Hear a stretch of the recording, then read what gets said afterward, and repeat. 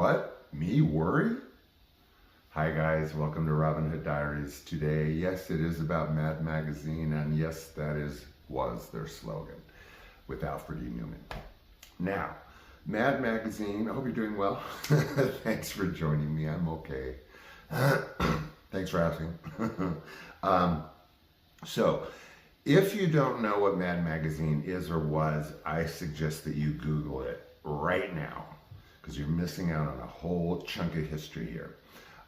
If you are familiar with it, this should be interesting or entertaining. If you are very familiar with it or a big fan, this should be kind of exciting, I would think, because I was massive, nuclear fan of Mad Magazine.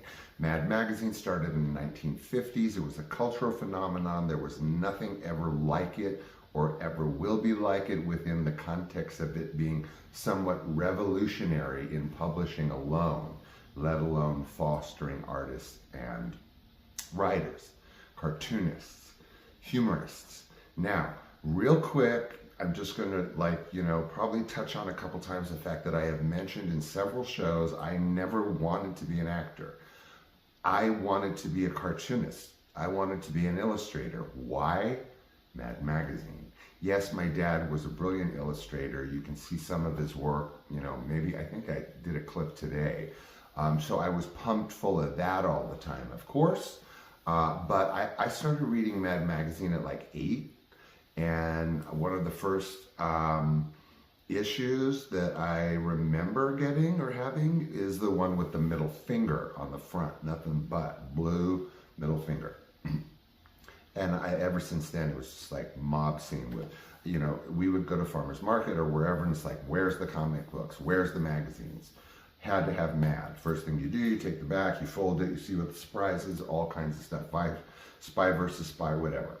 Okay, now, if you're familiar with Mad, you will know that in the margins of every Mad magazine, there are unbelievably hysterical little drawings. This was Sergio Aragones.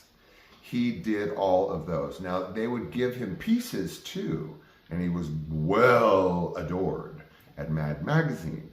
But he told me when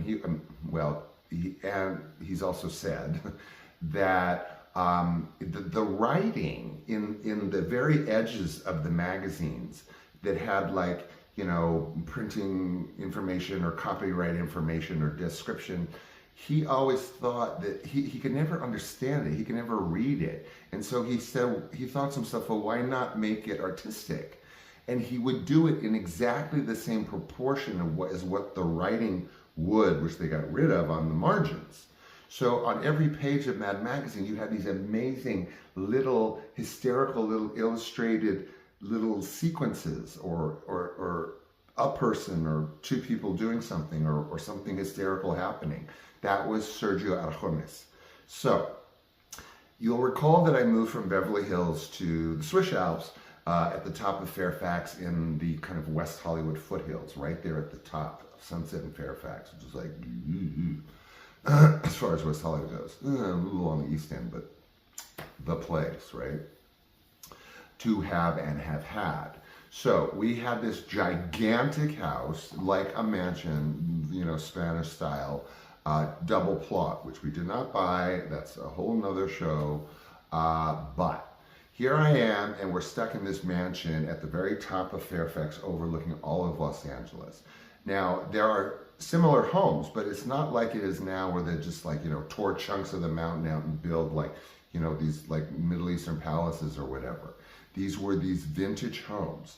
So ours was here, dead at the top of Fairfax. Then there was a space, then there was another house, and then the next sort of sprawly house over that, so it's kind of like the third down, was Sergio's house.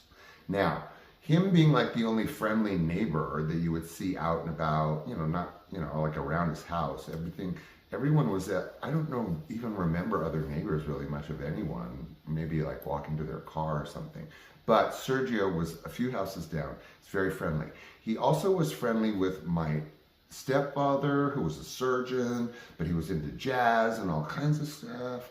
And somehow he knew Sergio